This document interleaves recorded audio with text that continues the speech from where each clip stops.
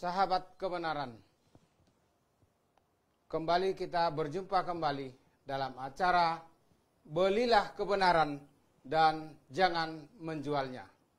Pada episode yang ke-7 pada sore hari ini kita akan membahas satu topik yang berjudul apakah bayi umat lain masuk surga jika meninggal? Dan kesempatan pada sore hari ini narasumber kita yang tidak asing lagi, yang kita sudah kenal bersama, Bapak Dr. Suhento Liau. Dengan moderator Bapak Brigjen Soeharto Lebang. Betul, Pak. Dan sebelum kita lanjut kepada peserta, pemirsa, sahabat kebenaran di tempat masing-masing bisa mengikuti dan bisa juga bertanya pada kolom komentar di Facebook masing-masing. Apabila dalam penjelasan nanti perlu ditanyakan untuk lebih jelasnya dan silakan ditulis, kita akan berinteraksi lewat acara pada sore hari ini.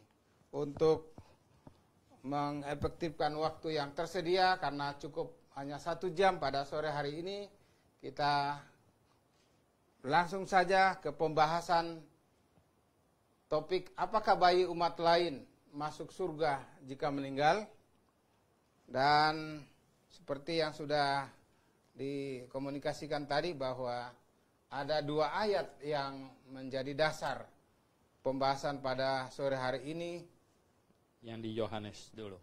Ya. Yaitu di pertama Yohanes 1, ulangi Yohanes, pertama Yohanes 2 ayat 1 sampai 2. Saya bacakan, anak-anakku, hal-hal ini kutuliskan kepada kamu, supaya kamu jangan berbuat dosa. Namun jika seorang berbuat dosa, kita mempunyai seorang pengantara pada Bapa, yaitu Yesus Kristus yang adil. Dan ia adalah pendamaian untuk segala dosa kita, dan bukan untuk dosa kita saja, tetapi juga untuk dosa seluruh dunia. Kemudian saya lanjutkan ke ayat berikutnya, Roma 5 ayat 18-19 sebagai berikut. Sebab itu, sama seperti oleh satu pelanggaran, semua orang beroleh penghukuman. Demikian pula oleh satu perbuatan kebenaran, semua orang beroleh pembenaran untuk hidup. Jadi, sama seperti oleh ketidaktaatan satu orang, semua orang telah menjadi orang berdosa. Demikian pula oleh ketaatan satu orang, semua orang menjadi orang benar. Demikian, silakan Dr. Suhento Liau sebagai narasumber untuk menjelaskan kepada kita semua, pada sahabat kebenaran pemirsa di rumah masing-masing. Silakan, Pak. Oke, ini pertanyaan yang sering kita jumpai, kita temukan di seminar kah, blog kelas kah, ya, bahkan di mana-mana, yaitu mengenai nasib bayi. Ya. Sebenarnya termasuk juga, cuman kita tidak taruh di dalam judul, yaitu mereka yang lahir idiot, ya, mereka mental, yang lahir cacat mental, mereka yang lahir Down syndrome, ya, dan yang tidak pernah memiliki kesadaran diri gitu. Nah, terus kalau mereka meninggal, pergi kemana?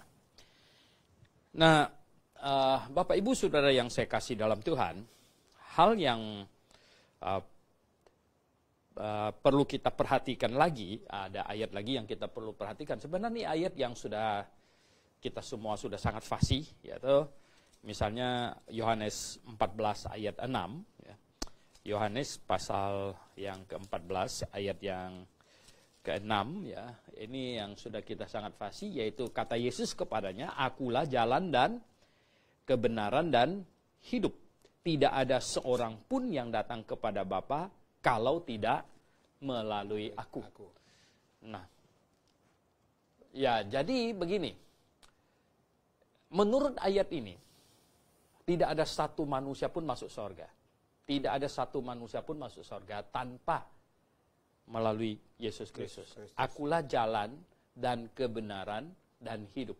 Tidak ada seorang pun akan sampai kepada Bapa kalau tidak melalui aku, kata Tuhan Yesus. Berarti Yesus adalah satu-satunya juru selamat. Bukan sejak perjanjian baru sebenarnya. Karena apa? Ya kalau sejak perjanjian baru, bagaimana dengan mereka yang di perjanjian lama?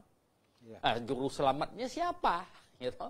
Apa mereka masuk melalui usaha sendiri, usaha manusia begitu? Tidak mungkin.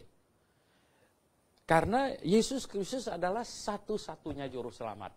Berarti dia satu-satunya juru selamat dari Adam sampai manusia yang terakhir. Logikanya begitu. Nah, mengapa bisa begitu? Ya karena sejak manusia jatuh ke dalam dosa, itulah yang menyebabkan manusia tidak bisa masuk surga. Dan manusia tidak bisa masuk surga bukan karena Allah jahat. Bukan karena Allah tidak mengizinkan manusia masuk surga untuk balas dendam, marah atau apa. Itu jauh dari pribadi Allah yang emosional gitu, bukan. Ya. Tetapi karena Allah Maha Suci.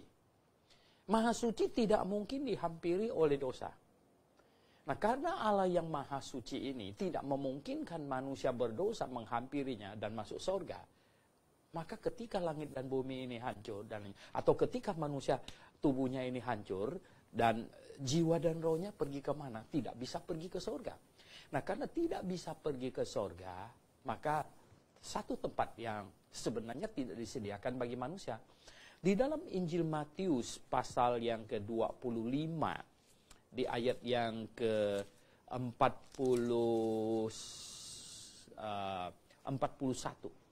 Di Injil Matius pasal yang ke-25, di ayat yang ke-41 dikatakan, dan ia akan berkata juga kepada mereka yang di sebelah kirinya, enyala dari hadapanku, hai kamu orang-orang terkutuk, enyala ke dalam api kekal, api yang kekal, yang telah sedia untuk iblis dan malaikat-malaikatnya. Jadi sedianya untuk iblis. Nah, karena manusia tidak bisa masuk surga, tidak ada tempat ketiga. Tempat itulah yang disediakan untuk iblis tadinya. Nah, lalu kalau manusia bisa masuk surga itu dengan cara apa? Ya satu-satunya cara adalah dosa itu mesti selesai. Nah, dosa selesai adalah jikalau dosa itu dihukumkan. Nah, ini tadi berkaitan dengan kemahasucian Allah. Sekarang berkaitan dengan kemahaadilan Allah. Ya, bahwa dosa harus diselesaikan, dosa harus dijatuhi hukuman. Nah, hukuman untuk dosa, Alkitab mengumumkan upah dosa ialah maut. Ya, tidak ada pilihan. Upah dosa ialah maut. Nah, oleh sebab itulah manusia sebenarnya harus dihukumkan. Dan hukumannya adalah maut. Nah, Bapak, Ibu, Saudara yang saya kasih dalam Tuhan Yesus Kristus, akhirnya Allah merencanakan penyelamatan. Jadi akanlah dikirim juru selamat, dan juru selamat ini akan menanggung hukuman yang direncanakan itu. Itu penyelamat. Penyelamat bukan orang jatuh ke jurang kita ulurkan tali untuk selamatkan, tetapi karena ini menyelamatkan dari penghukuman. Berarti ini harus menggantikannya untuk dihukumkan. Nah, itulah sebabnya mengapa Allah merencanakan datangkan juru selamat yang akan dihukumkan. Nah, sebelum juru selamat datang dan dihukumkan, Allah suruh manusia bahwa supaya kamu bisa dihitungkan ke dalam penghukuman juru selamat yang akan datang itu, maka Anda harus mengaku salah dan menyesal. Nah, ini yang disebut bertobat. Ya, mengaku salah dan menyesal. Nah, bertobat, ya. Kemudian percaya apa? Percaya kepada janji Allah bahwa Dia akan kirim juru selamat. Percaya bahwa juru selamat itu akan menggantikannya dihukumkan. Ya. Nah, sebagai ekspresi percaya, Allah suruh manusia melakukan ibadah simbolik sederhana. Batu disusun berbentuk meja, taruh seekor binatang korban di atasnya, yang umum domba, yang menengah, pegang kepalanya sambil mengaku dosa, menyesal, ya, dan kemudian domba itu disembelih. Nah, jelas-jelas bukan domba ini yang menyelamatkan. Ya. Ini hanyalah simbol saja. Mensimbolkan juru selamat yang direncanakan itu, ya. Juru selamat yang direncanakan. Nah, singkat cerita, oleh sebab itulah ketika Yesus Kristus datang, ketika Yohanes melihat dia, Yohanes segera menunjuk, katanya, lihatlah anak domba Allah yang menghapus dosa dunia. Nah, inilah pribadi yang disimbolkan oleh domba yang sudah disembelih berjuta-juta. Ya loh? Dari, kalau Alkitab mencatat dari Habel tahu dari mana? Ya dari bapaknya, Adam. Ya loh? Kemudian seterusnya, sampai kepada di Mesir, pada tanggal 14 Nisan malam, ya loh? Disembelih berapa banyak domba yang darahnya dipoleskan di pintu atas, kiri, dan kanan. Nah, domba-domba yang disembelih yang begitu banyak itu, sebenarnya semuanya itu hanya mensimbolkan yang ditunjuk oleh Yohanes itu. Ya. Lihatlah anak domba Allah yang menghapus dosa dunia. Nah, Tuhan Yesus tercatat di Alkitab 33,5 tahun. Dan kemudian Tuhan Yesus, ya, akhirnya seperti seekor anak domba yang keluh, yang dibawa ke pembantaian. Dia digiring dan kemudian dipakukan di atas kayu salib. Loh, kok bukan ditaruh di atas mezbah yang dari batu itu? Ya. Oh tidak, ya. Waktu bangsa Yahudi keluar dari Mesir, itu darah domba yang disembelih itu disuruh dipoleskan di pintu atas, kiri, dan kanan. Nah, ini tanda apa? Jelas salib. Ya, kenapa tidak dicucul-cucul di tengahnya saja gitu? Ya. Nah, jadi Tuhan Yesus dipakukan di atas kayu salib, menanggung dosa, berapa banyak dosa orang yang ditanggung. Nah, yang tadi dibaca itu di jam 1 Yohanes tadi itu, di 1 Yohanes pasal 2 ayat 2 sangat jelas sekali katanya. Sangat jelas sekali. Ayat 2 dia bilang, dan ia adalah pendamaian untuk segala dosa kita, dan bukan untuk dosa kita saja, tetapi juga untuk dosa seluruh dunia. Untuk dosa seluruh dunia. Untuk dosa semua manusia. Dari dosa Adam sampai manusia yang terakhir. Jadi dosa seisi dunia. Lihatlah anak domba Allah yang menghapus dosa dunia. Nah, dosa dunia ditaruh ke atas diri Tuhan Yesus. Oleh sebab itu, di atas kayu salib dia dijatuhi hukuman yang terberat. Tidak ada hukuman yang lebih berat dari itu lagi. Capital punishment. Jadi dihukum mati. Nah, Tuhan Yesus tergantung di atas kayu salib. Ya.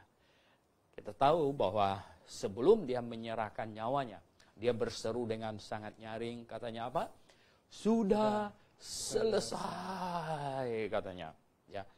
It is finished, katanya. Bahasa Yunaninya bilang, tete lestai. Nah, saudara yang saya kasih dalam Tuhan Yesus, berarti dosa seisi dunia ditaruh ke atas dirinya dan dia dijatuhi hukuman. Hukuman bukan dosa dia sendiri, tetapi dosa seisi dunia. Nah, saya mau supaya kita lihat lagi di 1 Korintus, ya, di dalam surat Korintus, coba kita cek lagi. 2 Korintus pasal 5. 2 Korintus pasal 5 ayat 21, Pak. Silakan. 2 Korintus pasal 5 ayat 21. 2 Korintus pasal 5 ayat 21. Ya. 2 Korintus 5 ayat 21. Iya. Dia yang tidak mengenal dosa telah dibuatnya menjadi dosa karena kita. Iya. Supaya dalam Dia kita dibenarkan oleh Allah. Dia yang tidak mengenal dosa telah dibuatnya menjadi dosa karena kita. Supaya di dalam Dia kita dibenarkan oleh Allah. Sangat jelas sekali. Jadi Tuhan Yesus di atas kayu salib bukan karena dosanya di sini. Ya. Dia tidak mengenal dosa. Tapi dia dibuat ya, menjadi dosa karena kita, supaya di dalam dia kita. Jadi hukuman atas dosa dijatuhkan ke atasnya. Dosa saya, dosa Pak Soeharto, dosa Anda, semua yang di rumah ya. ditaruh ke atasnya. Cuma dosa seisi dunia. Yang tadi dikatakan bukan dosa kita saja loh, ya. tapi termasuk dosa mereka yang di luar. Gitu. Ya, bahwa dosa telah dihukumkan. Nah, sebenarnya inilah yang dinamakannya kabar baik. Ya. Ya, Injil itu kabar baik. Kabar baik itu apa? Bahwa dosa kita itu sebenarnya selesai. Sudah selesai. Dan teman-teman kita yang di luar semuanya, kita kasih tahu bahwa dosanya sebenarnya selesai. Nah, sekarang yang diperlukan itu adalah apa? Orang perlu bertobat dan percaya. Nah, pengaplikasiannya itu adalah karena iman. Karena iman. Di Efesus pasal 2, Pak. Silakan. Efesus ya, pasal 2 ayat 8 dan 9 ya. Efesus ya, pasal 2 ayat 8 dan 9. Efesus 2 ayat 8 dan 9. Sebab karena kasih karunia kamu diselamatkan oleh iman. Itu bukan hasil usahamu, tetapi pemberian Allah. Itu bukan hasil pekerjaanmu. Jangan ada orang yang memegahkan diri. Nah, sangat jelas sekali. Kita diselamatkan oleh iman. Bukan hasil usaha kita. Ya. Pemberian Allah, hasil usaha Yesus Kristus. Ya. Dan itu pemberian Allah kepada kita, hanya mengimaninya saja, mengaminkan dengan hati kita. Ya, kita mendengar Injil bahwa Yesus dihukumkan menggantikan kita, mendengar itu. Ya. Dan kita, mengapa Yesus perlu mati untuk saya? Karena saya berdosa. Ya. Nah, saya harus mengaku, oh ya, saya orang berdosa dan saya menyesal karena dosa sayalah dia tersalib. Karena dosa sayalah dia dihukumkan dengan begitu dahsyat. Bagaimana saya bisa nyaman dan tidak merasa bersalah? Ya. Karena dosa saya dia dihukumkan, you know? Maka saya mengaku salah dan saya menyesal karena saya telah menyebabkan dia dihukumkan demikian rupa. Sehingga saya sekarang ya, tahu bahwa dia dihukumkan menggantikan saya dan saya mengaminkan dengan segenap hati tanpa perlu kerja apa-apa, tanpa perlu usaha. Yesus sudah usahakannya untuk saya. Itu pemberian Allah katanya, pemberian hadiah. Ya. Jadi keselamatan itu hadiah yang disambut dengan iman saja. Ya, ini bukan hasil usaha, pemberian. Sehingga tidak ada orang yang boleh bermegah, sombong atas keselamatannya, ya. Keselamatannya. Bisa masuk surga, jangan ada yang sombong gitu. Nah, jadi Bapak Ibu Saudara yang saya kasih dalam Tuhan, jadi begini. Tadi Yesus Kristus satu-satunya juru selamat dari Adam sampai manusia yang terakhir gitu. Yesus Kristus juru selamat satu-satunya. Berarti ini, loh, Adam percaya apa? Adam, ya, Habel, Henok, Nuh, ya, Abraham, semuanya mereka percaya kepada juru selamat yang akan datang. Sebenarnya sangat simpel. Dan itulah yang diyakini oleh Abraham. Nah, coba kita lihat di Galatia pasal 2 lagi. Galatia pasal 3. Galatia pasal 3, di sini ada dikatakan. Di ayat 8. Galatia pasal 3 ayat 8. Galatia 3 ayat 8. Ya. Dan kitab suci yang sebelumnya mengetahui bahwa Allah membenarkan orang-orang bukan Yahudi oleh karena iman, telah terlebih dahulu memberitakan Injil kepada Abraham, olehmu segala bangsa akan diberkati. Ternyata Injil sudah diberitakan kepada Abraham. Nah, jadi semua mereka di perjanjian lama yang percaya kepada juru selamat bahwa dia akan datang dihukumkan menggantikan mereka. Di sini ditegaskan dari keturunan Abraham. Kemudian di kitab Samuel dikatakan bahwa dari keturunan Daud. Ya. Jadi orang Yahudi sebenarnya mereka pada tahu. Mereka pada tahu bahwa juru selamat itu akan datang dari keturunan Abraham dan keturunan Daud. Begitu. Ya. Dan keturunan Daud. Nah, oleh sebab itu begini. Pada waktu zaman Yesus, begitu simpel. Mereka hanya teriak-teriak saja, Yesus, Yesus, anak Daud, Yesus, anak Daud, katanya. Tuhan Yesus bilang, imannya sudah menyelamatkan. Iya. Loh, kok simpel sekali? Iya, karena dia bukan suruh, Yesus, anak Maria, anak Yusuf, bukan. Tapi Yesus, anak Daud. Itu artinya percaya bahwa Yesus ini Mesias. Dia juru selamat. Makanya Tuhan Yesus bilang, imannya sudah menyelamatkannya. Gitu.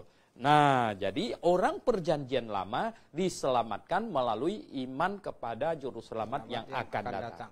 Nah, kita yang hidup di perjanjian baru ini, kita akan masuk surga, dosa kita akan dihitung selesai kalau kita sama bertobat dan percaya kepada juru selamat yang sudah datang. Yang sudah datang. Nah, indahnya. Nah, jadi Bapak Ibu Saudara yang saya kasih dalam Tuhan Yesus, sekarang kita lihat. Berarti begini.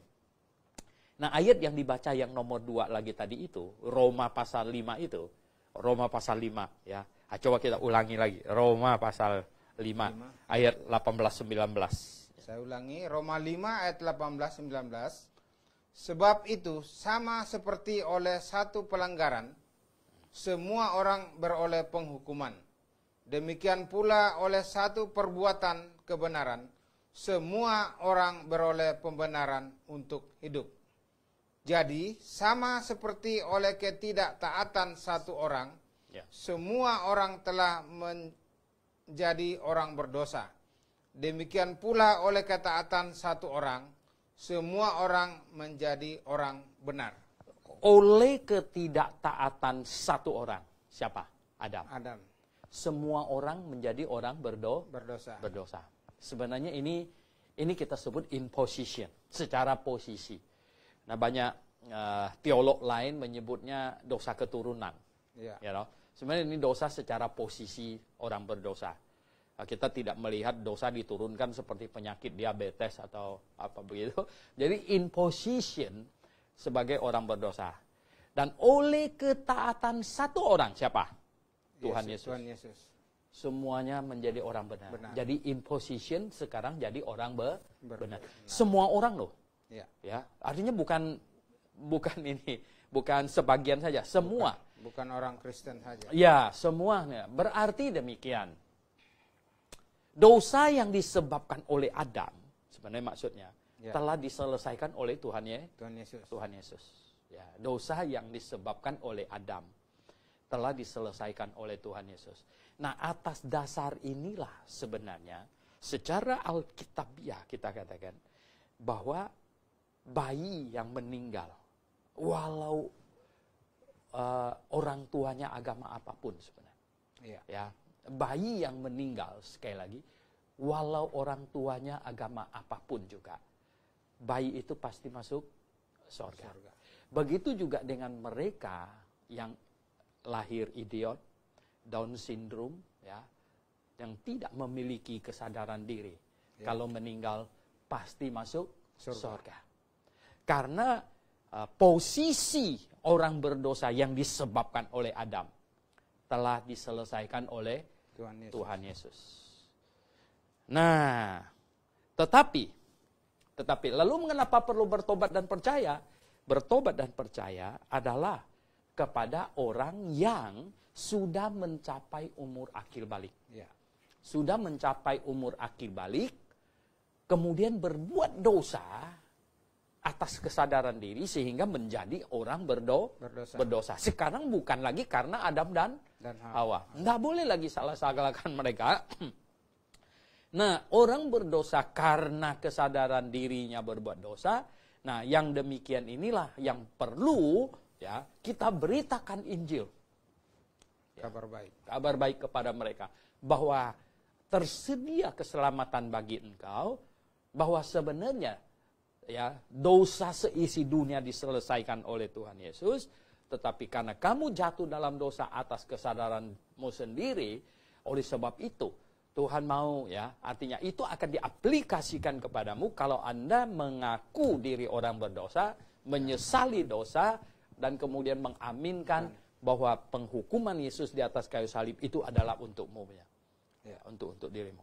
Nah, ini yang sangat-sangat perlu sekali ya. Jadi ya, nah dari sini hari ini kita jelas sekali ya.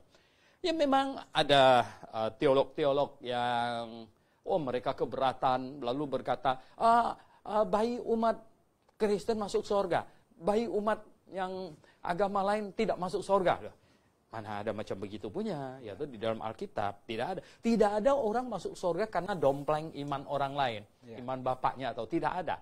Dan lagi pula ya, saya sering tanya, nah bagaimana misalnya kalau bapaknya Kristen, ibunya umat agama lainnya, bayinya mati pergi kemana? Kan tambah bingung lagi dia. Atau kita balik lagi sekarang, ibunya Kristen, bapaknya non Kristen, lalu bayinya mati masuk kemana?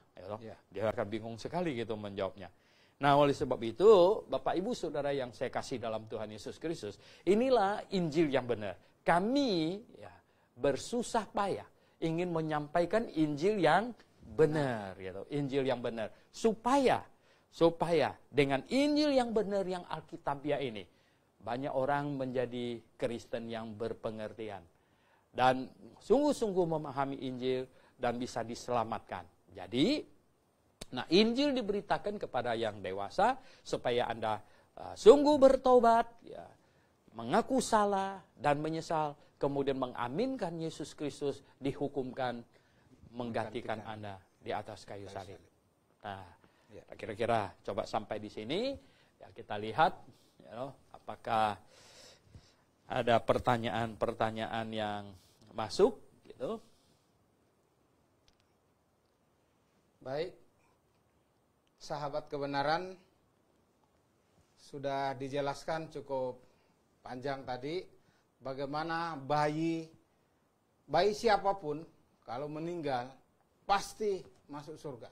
Karena sudah dijelaskan tadi bahwa dosa dari Adam dan Hawa atau yang disebut dengan umat yang lain, dosa keturunan itu sudah selesai di atas kayu salib oleh Tuhan Yesus.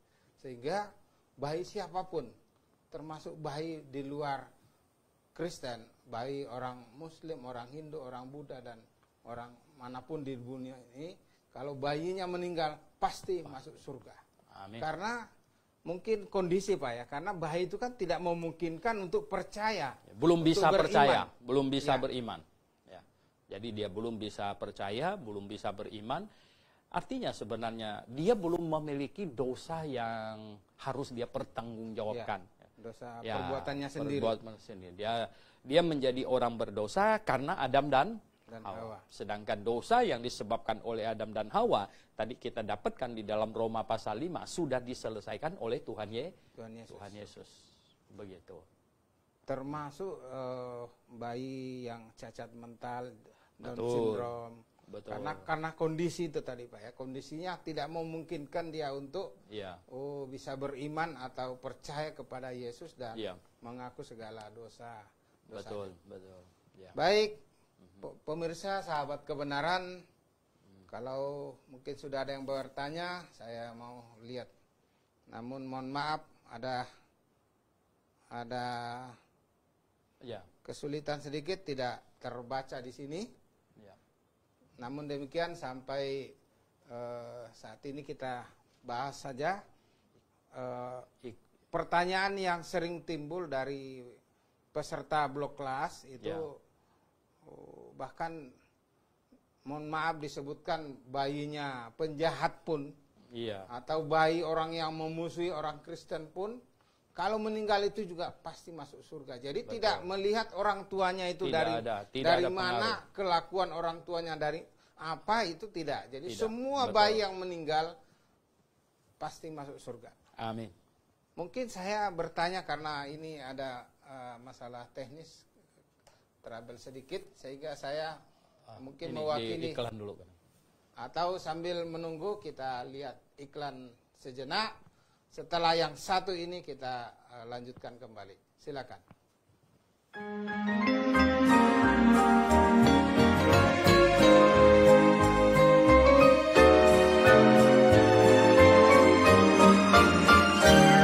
Grafe International Theological Seminary kembali menghadirkan acara-acara spesial di akhir tahun 2019. Pada tanggal 9 November, seminar tentang keluarga oleh Dr. Liau. Pada tanggal 18 sampai 23 November akan ada Kongres Kristen Fundamentalis, akan hadir kurang lebih 60 hamba Tuhan se-Indonesia dalam acara ini. Dan pada tanggal 8 Desember pukul 14 waktu Indonesia Barat, seminar tentang kelahiran dan kematian Yesus Kristus. Yang menjadi pertanyaan, apakah benar Yesus Kristus lahir di bulan Desember? Atau Yesus Kristus mati pada hari Jumat? Pada tanggal 23 sampai 27 Desember akan ada acara blok kelas 3 doktrin dasar, yaitu doktrin keselamatan, doktrin gereja, dan doktrin Alkitab. Tahukah Anda, akhir-akhir ini banyak orang Kristen yang tidak mau mencari kebenaran Alkitab yang sesungguhnya. Ujilah pengajaran Anda apakah sesuai dengan Alkitab. Jikalau Anda ragu dengan pengajaran Anda, Dr. Liau bersedia menjelaskan kepada Anda dari penciptaan, tampilnya Yohanes Pembaptis, hari pengangkatan, masa penganiayaan orang Yahudi, kerajaan 1000 tahun, pengadilan aras putih, hingga masuk ke kekekalan. Jangan lewatkan acara ini, tandai kalender Anda atau tetap stay tune di Facebook Gebiya Grafe setiap hari Minggu pukul 15 sampai 16 waktu Indonesia Barat. 1 jam bersama Dr. Liau dalam acara Belilah Kebenaran dan Jangan Menjualnya. Anda bertanya, Dr. Liau menjawab. Untuk informasi hubungi 021 6471 4156 atau di 0813 1586 3518. Langsung dari Studio 1 Grafe International Theological Seminary. Tuhan Yesus menyertai dan Maranatha.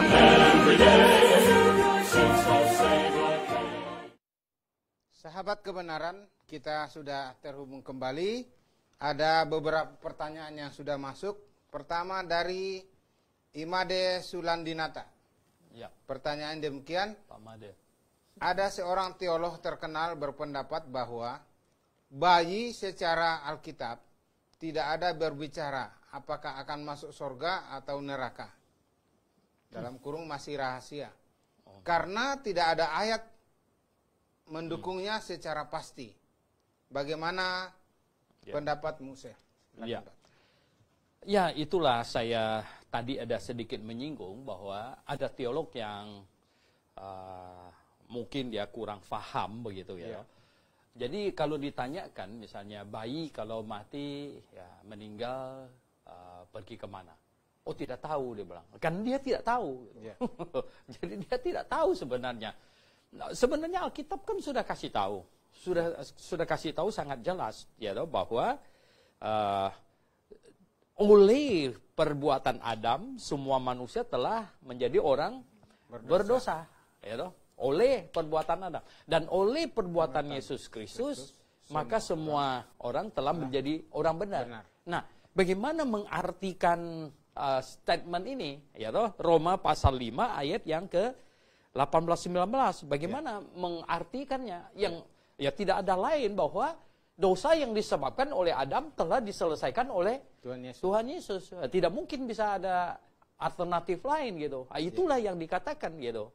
Ya Nah, oleh sebab itu ya kita lihat ya jadi ini penting. Jadi pemahaman ini penting sekali ya. Jadi bahwa oleh perbuatan Adam semua orang telah menjadi orang berdosa dan oleh perbuatan Yesus Kristus orang berdosa yang disebabkan oleh Adam selesai. Nah, atas dasar inilah maka bayi mati pasti masuk surga. Kalau yang tidak tahu biar dia tahu sekarang. Begitu dong. Nah, kalau dibilang apa? Masa bayi umat agama lain masuk neraka, bayi orang Kristen masuk surga? Loh, atas dasar apa? Atas dasar karena iman orang tuanya. Oh, itu tidak ada, malah lebih tidak ada lagi.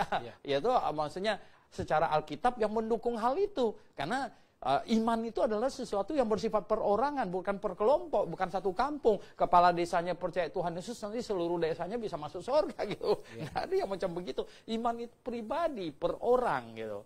Nah jadi ya bayi-bayi meninggal masuk surga bukan karena orang tuanya. Tidak ada yang karena orang tuanya. Nah itulah sebabnya maka ya kita tegaskan terlebih lagi yang idiot gitu ya, yang lahir cacat mental gitu ya Ya, itu lebih sangat tidak memungkinkan. Betul. Jadi lalu dia masuk neraka. Gara-gara orang tuanya. Wah, itu bukan Allah yang maha adil gitu namanya. Ya loh, jadi ini kita harus begini. Ada ayat Alkitab yang jadi dasar ini, ya loh, cuman mereka faham atau tidak faham saja gitu. Oke. Mungkin sambil saya selingkan sebentar untuk pemirsa sahabat kebenaran, masih banyak waktu kesempatan untuk menulis pertanyaan di kolom komentar di masing-masing Facebook untuk dikirimkan ke kami supaya kita bisa berinteraksi dengan baik. Kemudian dari saya sendiri ada pertanyaan, mungkin ada batasan umur. Berapa sebenarnya kategori yang disebut bayi itu? Jangan sampai juga umur berapa atau kelas berapa atau bagaimana? Mungkin ada baik. Kepastiannya. Baik Pak Soeharto, begini. Di perjanjian lama ya. Di perjanjian lama Tuhan mematok umur 12. Sebenarnya begini, di dalam Alkitab itu dikategorikan bayi itu adalah belum akil balik. Belum akil balik. Belum akil balik, jadi bagaimana seseorang sebelum akil balik dan sesudah akil balik. Ya, jadi sebelum akil balik belum bisa dimintain pertanggungjawaban. Walaupun memang ada juga anak yang melakukan kejahatan, tetapi itu bukan sesuatu yang hatinya yang jahat. Nah, akil balik umur berapa? Di perjanjian lama dipatok umur 12 tahun sebenarnya. Walaupun seseorang akil balik belum pasti umur 12. Artinya bisa ada yang lebih cepat, bisa ada yang lebih lambat. Tetapi di perjanjian lama dipatok umur 12 tahun ke atas, maka seseorang anak laki-laki umur 12 tahun ke atas, mulai umur 12 sudah harus pergi ke bait Allah. Dan itu yang dilakukan oleh Tuhan Yesus. Umur 12 dia langsung dibawa ke bait Allah gitu. Jadi sebelumnya nggak boleh gitu. Ya, umur 5-6 tahun dibawa ke bait Allah, nanti dia lari-lari main petak umpat masuk ke ruang Maha Kudus, bisa repot sekali itu. Ya, jadi itulah. Jadi umur 12 tahun ini posisi di mana secara mental orang sudah mengenal dosa dan dia sengaja melakukan atau karena ketidakmengertian sehingga dia melakukan perbuatan dosa itu. Menjadi orang berdosa bukan lagi karena Adam dan Hawa, tapi karena perbuatan diri sendiri. Nah, dia memerlukan Injil dan mengimaninya. Oke Pak, ada pertanyaan lagi dari Martin Emiranus Gea. Silakan. Pertanyaannya, bagaimana dengan bayi-bayi di luar Kristen yang tidak percaya Yesus? Apakah masuk surga? Ini sebenarnya dari topiknya tadi kita sudah bilang bahwa bayi siapapun, bahkan bayinya penjahat besar gitu kalau bayinya meninggal maka pasti masuk surga, pasti masuk surga. Nah, karena oleh perbuatan Adam bayi itu jadi orang berdosa. Nah, tetapi oleh perbuatan Yesus, bayi itu telah menjadi orang benar. Gitu. Iya, Pak. Oke. Berikutnya, Pak Daniel Todingan. Karena kita tidak bisa sempurna untuk masuk surga. Oh, ini semacam komentar bahwa apakah orang itu masuk surga itu harus dalam kondisi yang sempurna. Mungkin dikaitkan dengan Matius 5 ayat 48. Iya, betul. Ya, sebenarnya masuk surga memang harus sempurna. Masuk surga. Artinya gini, tadi kan kita sudah uraikan begitu panjang lebar bahwa surga itu tempat yang maha kudus. Tidak mungkin dimasuki oleh manusia berdosa, biar dosanya sekecil apapun. Berarti orang yang masuk surga, dosanya selesai. Nah, dosa selesai, cuman masalahnya itu gini.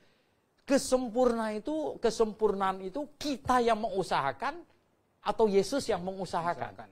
Ya, jadi Alkitab kasih tahu kita bahwa itu Yesus Kristus yang mengusahakan. Ya. Kita hanya dengan beriman. Pada Yesus. Ya, coba kalau gitu kita lihat Ibrani pasal 10, ya, Ibrani pasal 10, ya. Ibrani pasal 10, ya gitu ya. Di situ ada dikatakan, ya.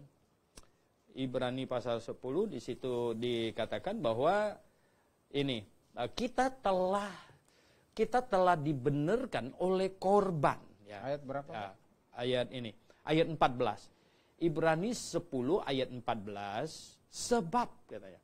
Ya. Oleh satu korban saja ia telah menyempurnakan untuk selama-lamanya mereka yang ia kuduskan. Ya. Nah, sangat jelas sekali gini ya. Sebab oleh satu korban saja. Satu korban itu korban siapa? Bukan korban domba yang bertahun-tahun. Satu korban saja itu adalah korban Yesus Kristus di atas kayu salib. Ia, ya Yesus ya, telah menyempurnakan. Telah menyempurnakan. Jadi telah menyempurnakan. Ya loh, untuk selama-lamanya mereka yang dikuduskan, yang ia kudus. Mereka yang ia kuduskan siapa? Yang percaya. Yang percaya. Jadi gini. Karena percaya kepada Yesuslah, maka saya menjadi sempurna.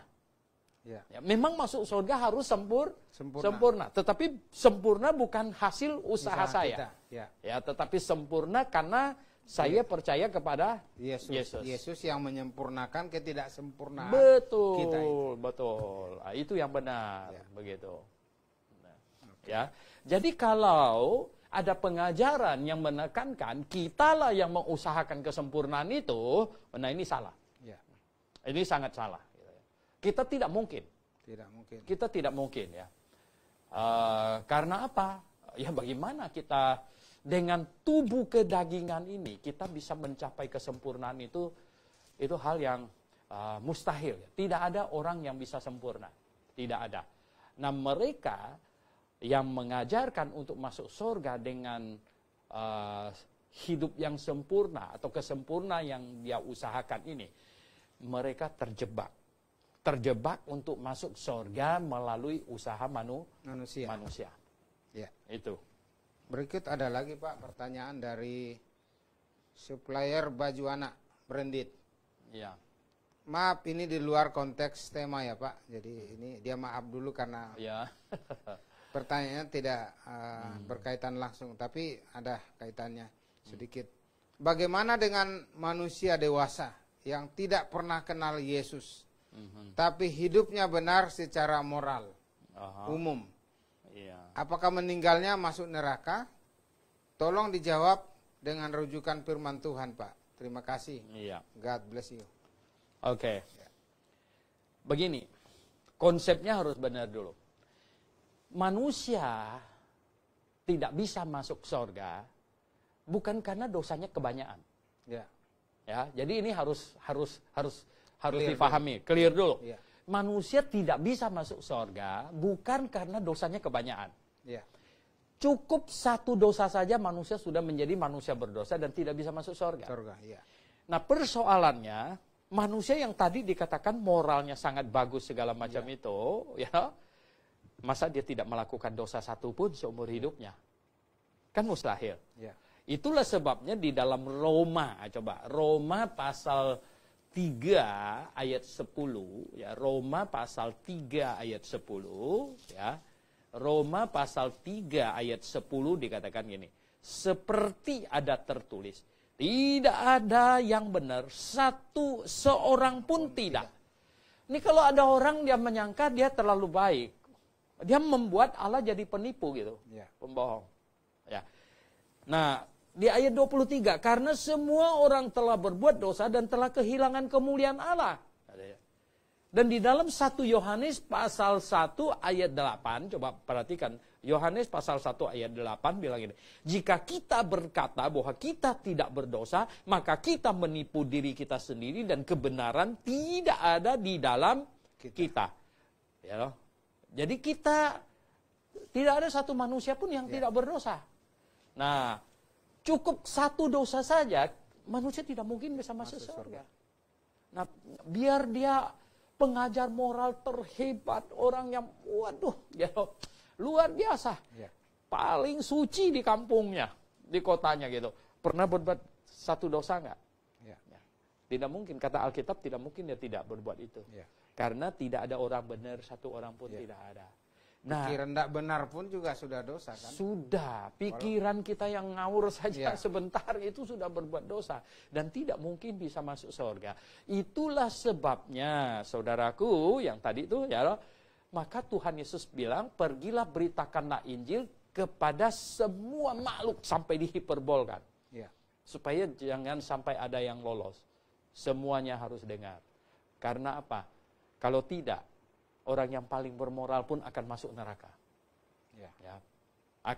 Bukan karena jasanya yang hebat ya, untuk keluarganya, negaranya, apalah. Lalu dia boleh masuk surga. Tidak ada yang macam begitu. Ya. Karena surga tempat yang kudus. Ya. Ya, tidak termasuki oleh dosa yang terkecil sekalipun. Begitu. Saya mau bertanya juga Pak ini. Iya.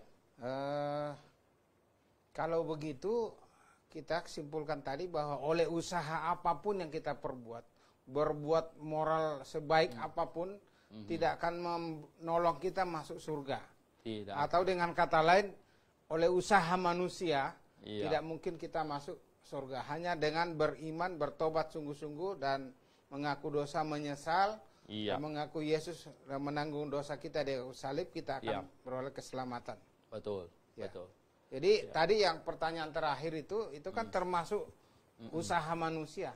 Dia mau berbuat sebaik mungkin, bermoral sebaik apapun, tidak akan membuat dia masuk surga kalau tidak beriman kepada Tuhan Yesus dan mengakui dosa-dosanya. Betul, ya. Nah, mungkin banyak orang lalu bilang begini, wah kalau gitu bermodalkan percaya Yesus Kristus pasti masuk surga, lalu bisa berdosa terus. No, tidak ada pengajaran yang demikian. Ya. Karena pengajarannya apa? Orang yang bertobat itu sendiri sudah mengaku salah dan menyesal. Ya. Dan karena apa? Kita, orang yang bertobat dan percaya Yesus, bertobat itu artinya saya sudah sadar karena dosa saya lah Yesus dihukumkan. Ya. Ya bagaimana mungkin saya tidak merasa bersalah kalau dia dihukumkan karena dosa saya. Kalau memahami kebenaran ini. Betul. Ya. Maksud saya, syukur dah dia dihukumkan ini. Mana mungkin ya.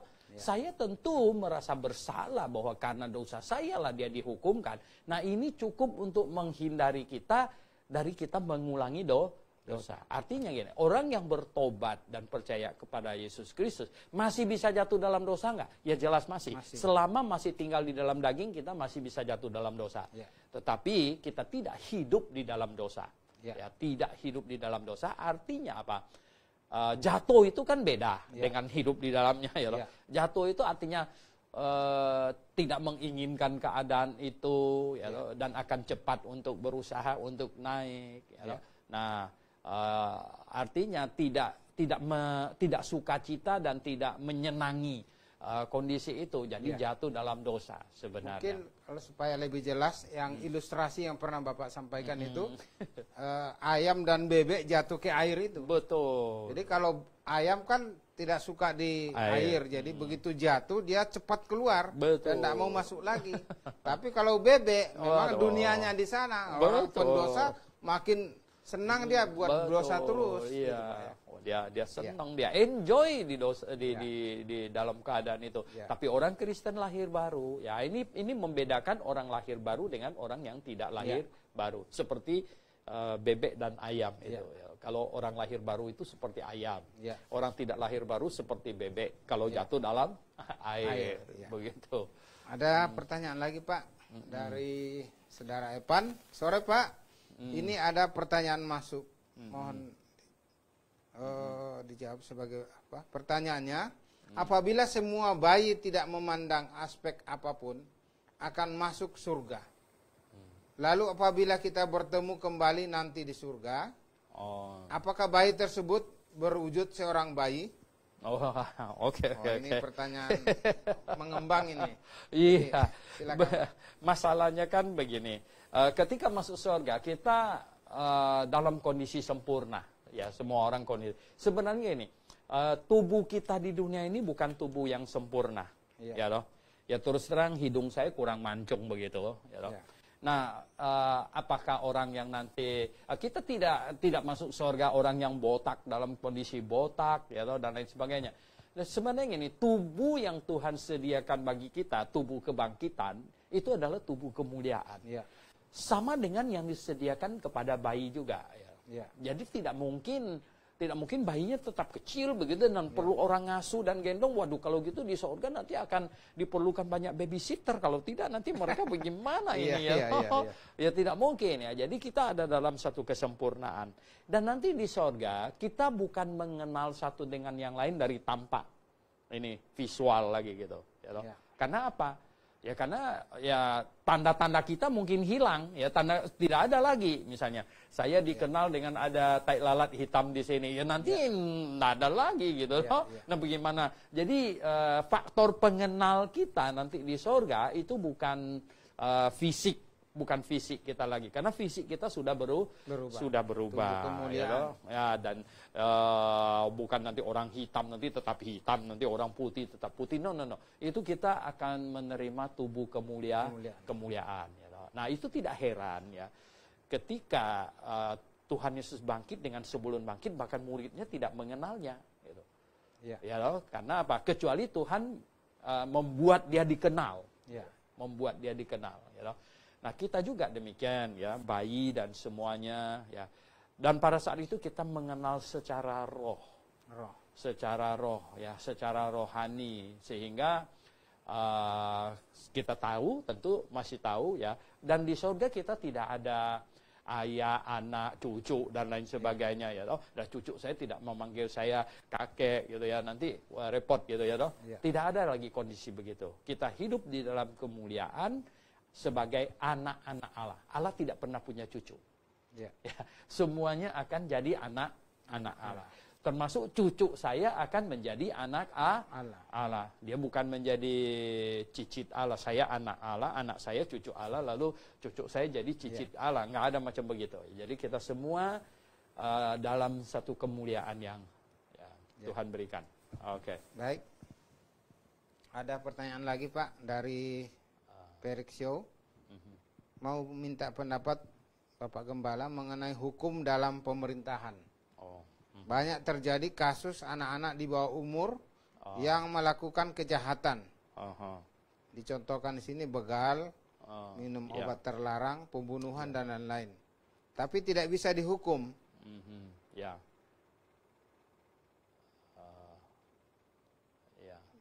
Sebagaimana mestinya orang dewasa oleh pemerintah dunia karena mereka dilindungi undang-undang.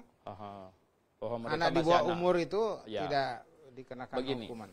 Tiap-tiap negara menghitung anak di bawah umur, di atas umur berbeda. Indonesia 17 tahun. Di Amerika 18. Nah, 1 tahun lebih. Kalau nggak salah ditandai dengan KTP, Pak. Betul ya kita. Nah, begini, jadi sebenarnya kalau menurut Alkitab 12 tahun, 12 tahun ke atas. Kenapa? Karena sejak puber gitu, dia sudah sadar diri. Kita semua masing-masing kita bisa review kembali pada waktu kita setelah kita puber, ya, kita mulai menjadi orang dewasa sebenarnya, mulai menjadi orang dewasa, mulai bertanggung jawab kita, ya, mulai mengerti seksual dan lain sebagainya, kita sudah mulai bertanggung jawab. Nah, cuman ini negara menghitungnya umur delinquency gitu, kenakalan remaja gitu ya. Ini perubahan. Ya, sebenarnya memang betul umur 12-an tahun sampai umur 18 tahun itu ya 17 tahun itu masa puber katanya dan masa nakal dan lain sebagainya. Nah, itulah ya. Nah, kita berkata sebenarnya menurut Alkitab itu 12 tahun. Ya.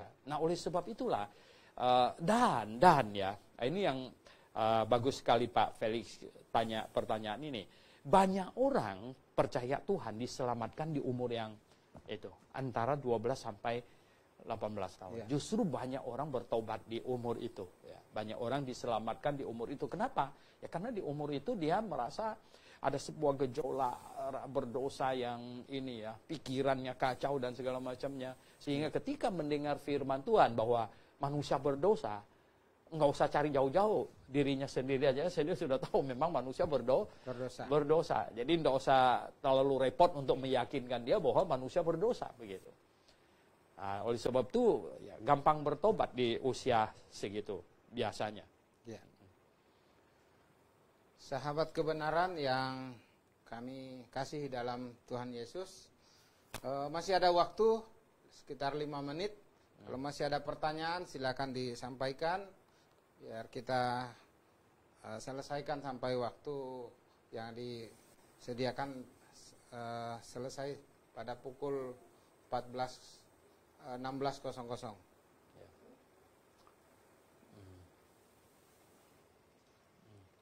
Dan saya mau sampaikan juga Bapak Gembala, banyak sebenarnya yang menonton, tapi belum semua bertanya. Ini ada Pak Darmansyah Dahi menonton, Pak Marudut Tua Siantur ini sudah lama nggak saya dengar, ini sedang menonton Pak. Oh di Tarutung itu. Di Tarutungnya.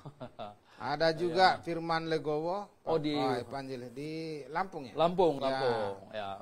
Pak Perikso menonton, Pak Akon Luas. Pak Akon Luas di mana Pak? Akon Lius ya. Lius ya. Itu. Dan banyak lagi.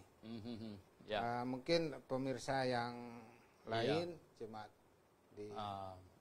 Kemudian ada pertanyaan baru masuk. Ya. Di sini tidak ada, tapi ada bantuan. Kita tahu Yeremia dan Paulus dipilih sejak kandungan. Apakah setiap orang artinya sudah dipilih sehingga mendukung predestinasi? Iya. Sebenarnya pemilihan oleh Tuhan kita tidak pernah menentang ini. Iya. Nah, karena Allah memang berdaulat. Yang kita berkata tidak benar itu adalah predestinasi yang menyatakan Allah memilih orang masuk surga unconditional. Nah, ini salah. Di dalam Alkitab ada banyak pemilihan yang bukan untuk keselamatan. Misalnya gini, pemilihan Yakub bukan Esau itu bukan untuk keselamatan. Itu adalah untuk menghadirkan sebuah bangsa yang akan Tuhan pakai sebagai tiang penopang dan dasar kebenaran untuk satu masa periode. Gitu. Nah, pemilihan Paulus itu bukan untuk keselamatan, tetapi pemilihannya untuk sebagai rasul, sebagai seorang pemberita Injil. Pemilihan Yeremia, pemilihan apa? Gitu. Jadi ada banyak pemilihan. Ya. Tuhan memilih 12 rasul, Tuhan memilih mereka. Itu bukan memilih untuk masuk surga. Nah, yang kita berkata bahwa tidak sesuai dengan Alkitab dan sifat Allah yang maha adil. Orang bisa dipilih, kamu, dia masuk surga. Terus yang lain tidak. Wah, ini enggak begitu. Tidak ada kebenarannya di dalam Alkitab. Mereka seringkali membaca Alkitab menyatakan Allah memilih langsung koneknya ke keselamatan. Padahal tidak. Pemilihan itu tidak ada sangkut pautnya dengan keselamatan. Begitu. Ya, jadi kita tahu bahwa Paulus berkata dia sudah dipilih sejak dalam kandungan. Ya. Nah, Yeremia juga sudah dipilih. Ya, banyak nabi yang hebat-hebat. Samson, Samson ya banyak, tetapi itu bukan masalah keselamatan. Itu masalah menjadi alatnya Allah. Gitu. Oke Pak, terima kasih kesempatan yang sudah 1 jam kita pakai. Karena waktu jualah yang harus memisahkan kita sementara untuk pemirsa sahabat kebenaran. Terima kasih atas perhatian dan kerjasama dan pertanyaan yang disampaikan, sudah kita berinteraksi dengan baik. Pada minggu yang akan datang kita akan ketemu kembali dengan topik yang berbeda. Tetap